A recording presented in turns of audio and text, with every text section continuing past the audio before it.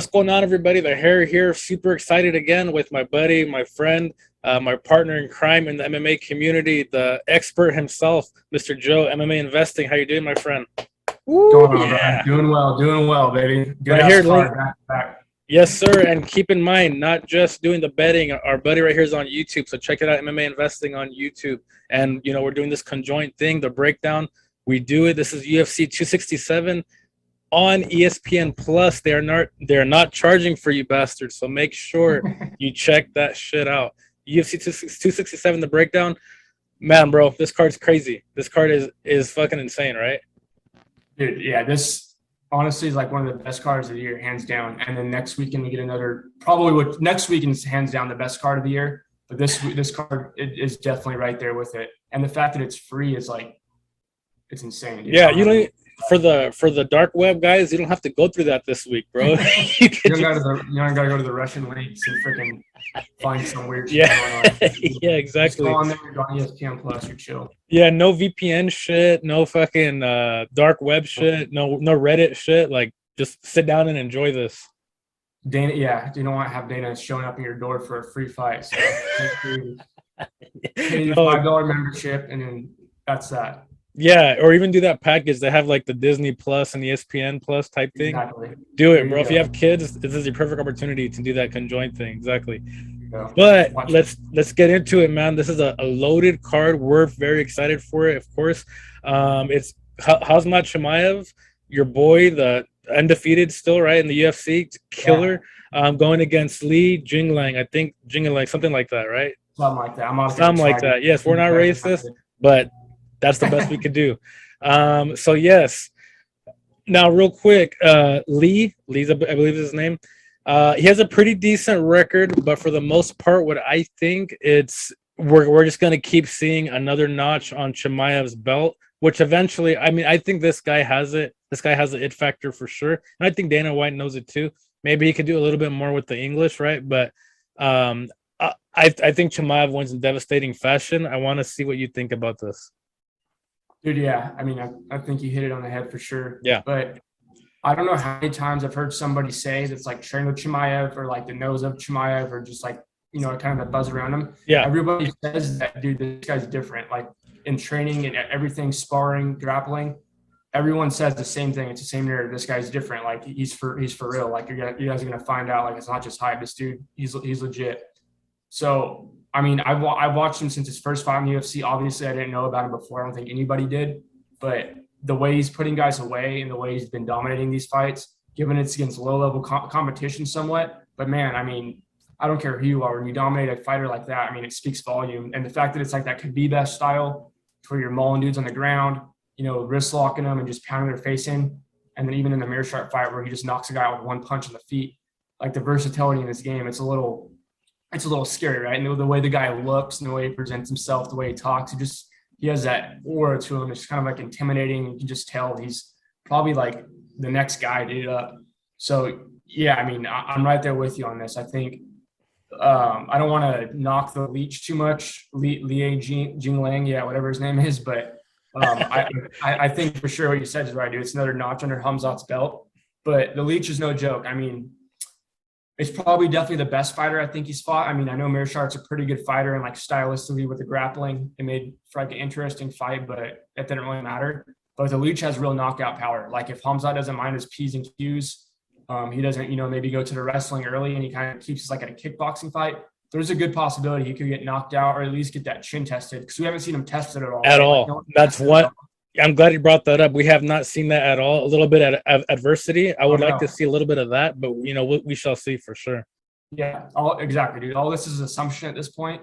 So it would be kind of cool to how he's like takes like a right hand, maybe the Leech hits him with a solid one, and he maybe has to battle through a little adversity or something, which would be kind of interesting to see because like you said, dude, we just don't know. Like we don't know what's gonna happen if he gets hit. 'Cause he hasn't been touched at all, dude. Like no one's touched him. Yep. So if he gets hit. If he gets rattled, how's he kind of fight through that? If he has to go longer rounds, if he gets extended out to the third round, how's his gas tank look, But I think what happens here is that Khamzat knows what he does well. He knows, I'm sure he's going to study fight tape on this guy. I know that the Leech is a good kickboxer and he has good power. So why not just get this to the ground where you can dominate? from what I've seen, Jing has pretty good takedown defense. Like it's decent. It's nothing crazy at all. Hamzat really should have no problem getting him down and, smash. Smash. I'll smash this guy. Yeah. Smash this guy. That's what he says. That's what he does. So, I mean, I And think that's going to happen, dude. I really do. I think he gets us down early and often and fucks Yeah. this dude up. dude, that phrase just took off too. I will smash this guy. That was gold. Smash. Yeah. Yeah, SMESH. For those of you that don't know. Yeah, no, great stuff, great breakdown. Next, we have Islam Makhachev against Dan Hooker, another banger of a fight. Banger of a fight, dude. How do you see this one going?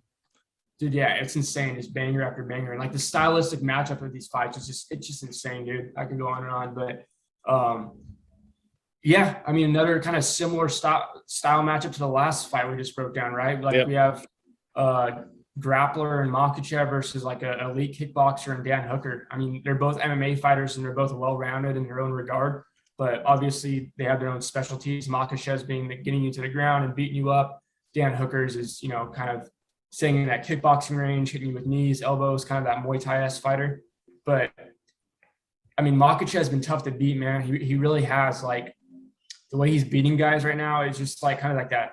Again, I hate to bring it up again, but that Khabib kind of style, right? He gets you to the ground, you can't get back up. He wrist locks you, the Dagestani handcuff, they call it. Yeah. And if he can't do that, he's just going to hold top position and then probably find a sub or just make it very, very, very difficult for you to get back up. You're going to exert a lot of energy. Speaking of that, Hooker just fought 2-3 weeks ago now, where he fought in on, the fly in, the whole thing with that, with the weigh-in, the fly in, get his visa cleared and everything like that. So yeah, he steps up to the plate because Dos Anjos is out here, which is huge for Hooker. Pretty cool dude for sure. But I don't know, man. I mean, Makhachev's a huge favorite, and rightfully so. From a betting perspective, I think it'd be kind of tough to back that, like parlay Makhachev, because Hooker's dangerous, dude. And stylistically, he throws a knee up the middle very well. And Makhachev, he has to be smart about it, because he just tries like dive on Hooker's legs and, go like, he's not setting anything up and be stupid about it. He's gonna run into one, because Hooker has real knockout power, man. We've seen it time and time again where he throws that knee up the middle, hits it on the chin, the guy goes to sleep. He has power in his hands, power in his kicks, elbows.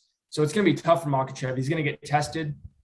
He's gonna get beat up a little bit, I bet. But ultimately, I do think Makhachev gets it done. I think it's just gonna be getting tougher and tougher for Hooker to defend the takedowns, stay on his feet, and I think he's honestly gonna be worn out from the last fight, having to fly again, go through a weight cut again. I don't think that's going to play into his benefit at all. So if this was like a fresher Hooker, if this didn't happen, maybe I would take like an underdog shot on him, dude. But I just can't. I got to trust Makhachev here.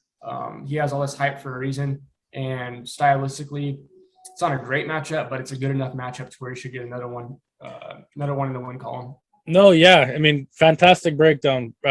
First off, want to say that. Now, yes. So no, I agree with basically all of your points for sure. Now, when I think of Dan Hooker, I want to still think of the Dan Hooker we saw against Dustin Poirier, right? That dog balls to the wall. Yeah, exactly. But like you do bring up a good point, short notice, and that shit he just went through. It's very tough to think, he's gonna turn it around against this monster and Makhachev. It'd be very tough. Can he do it? Sure. Lands one of those knees, like you said, sure. I wouldn't be super shocked, but Makhachev is an animal, bro. Like you said, the Dagestanian handcuff. I mean, that's a real thing for sure.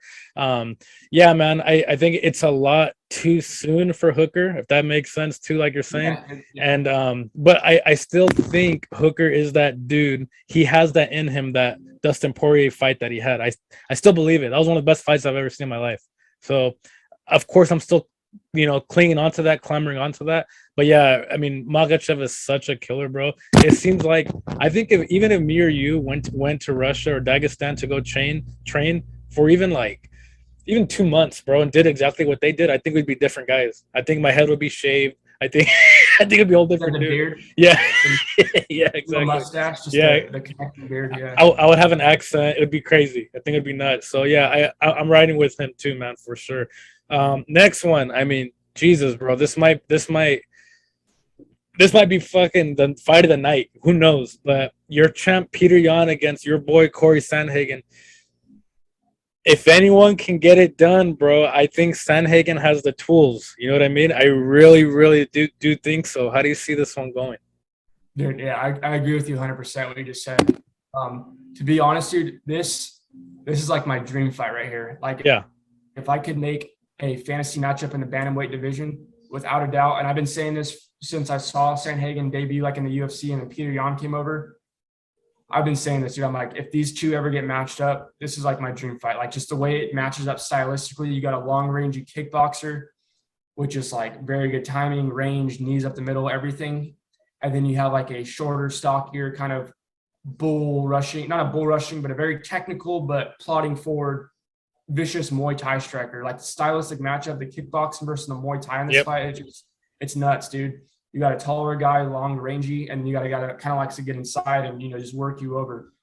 For those reasons, I don't see how this fight isn't like fight of the night contention for sure. Sandhagen's taking this on short notice, right? Like, he filled it for Aljo, that bum. But yeah. Oh my God, Aljo, bro. Hey, real quick on Aljo. I don't want to talk mad shit about him, but he needs to retire. Definitely needs to retire. Him, I hate that dude. He needs to retire. Yeah, that dude. I was really trying to like him because his podcast is decent. He's a likable character on the show, but the way he's carrying himself with the title first, and then remember the beginning. At first, he like was crying and threw it on the floor. I don't want it, and then he was taking pictures with it, and then now it's tough, bro. Like he's legitimate. Yeah, like I said, I was really trying to like the dude until all these shenanigans started happening, and then I'm like, all right, I'm out. I guess I'm out. I'm out, bro. 100%. No, I did like Aljo, dude. Aljo was dope. The Funk Master, he had a nasty style. He was a cool looking dude.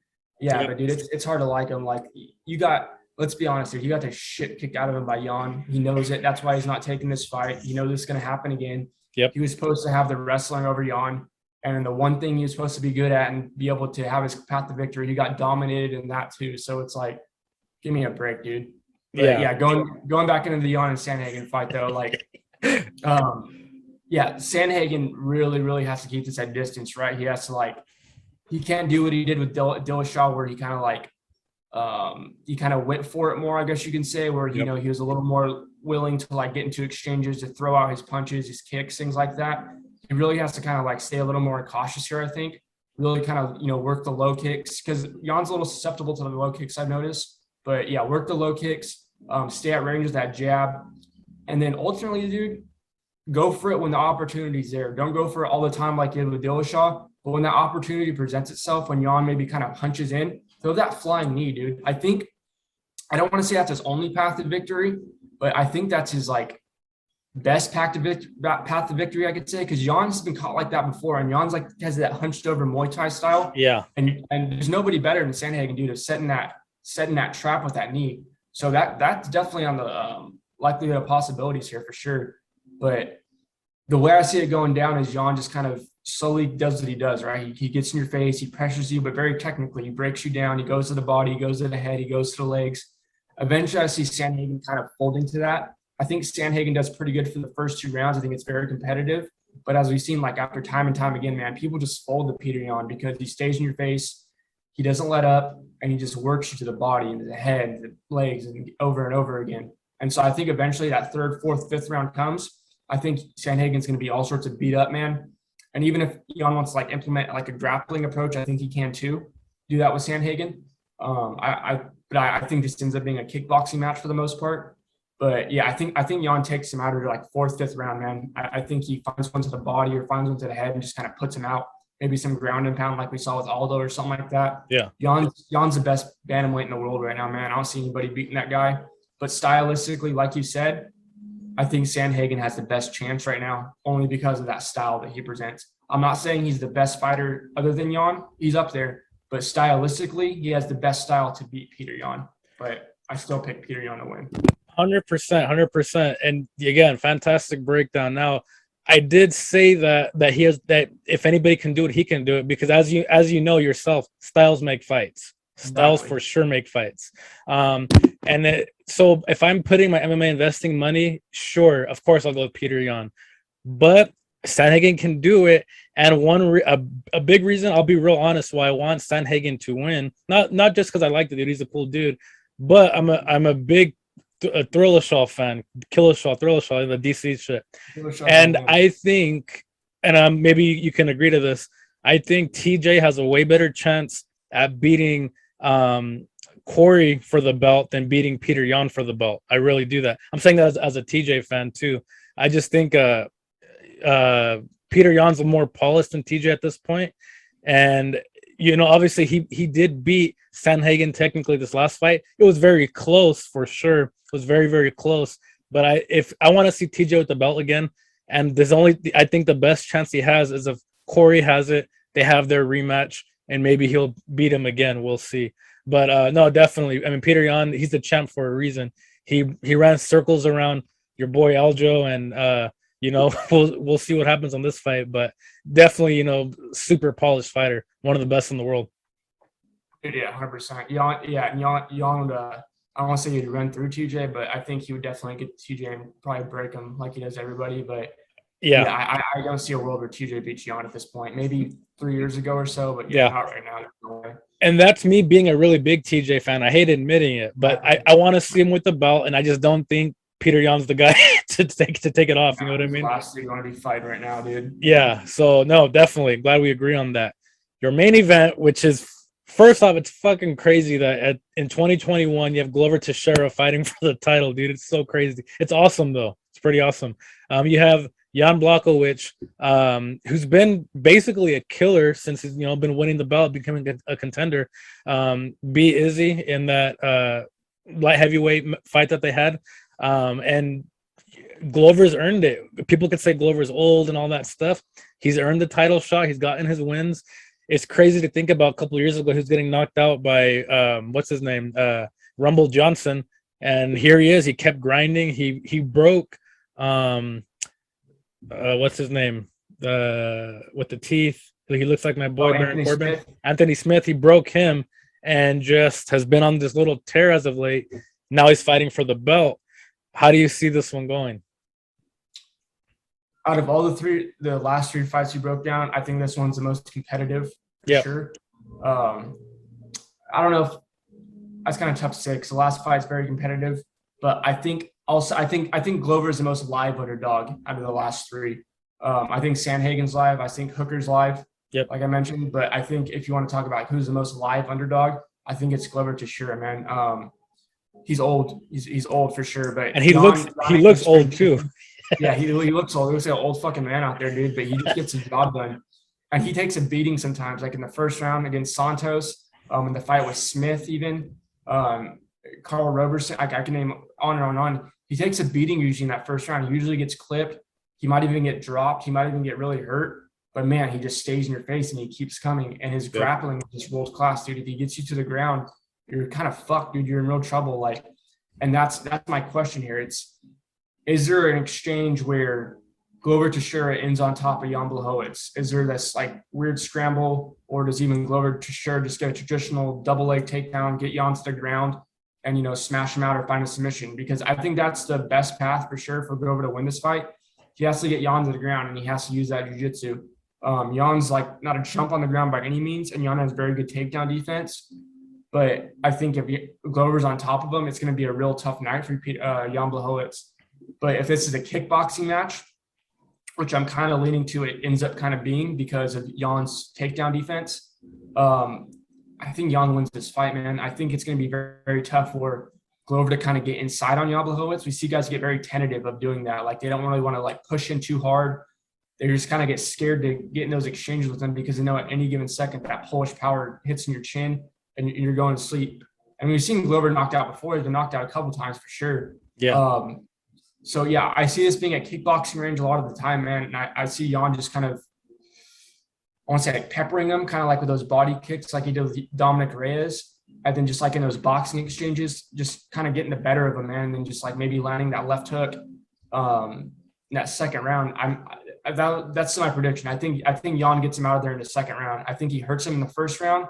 Glover survives, maybe even makes it a little interesting where he ends up on top. Jan survives, the bell rings, and then the second round comes. Jan lands a flush body kick, kind of hurts Glover, and then the hands follow up, man, and put him away. I think Jan puts him away in the second round here.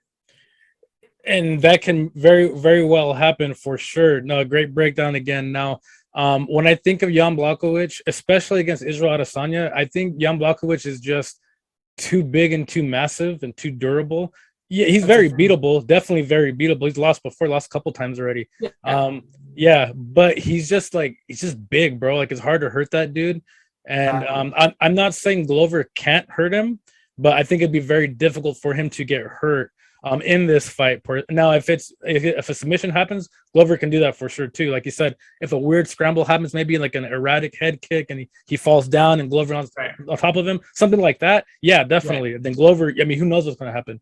But I mean, yeah, obviously Jan is just this big brute monster type dude.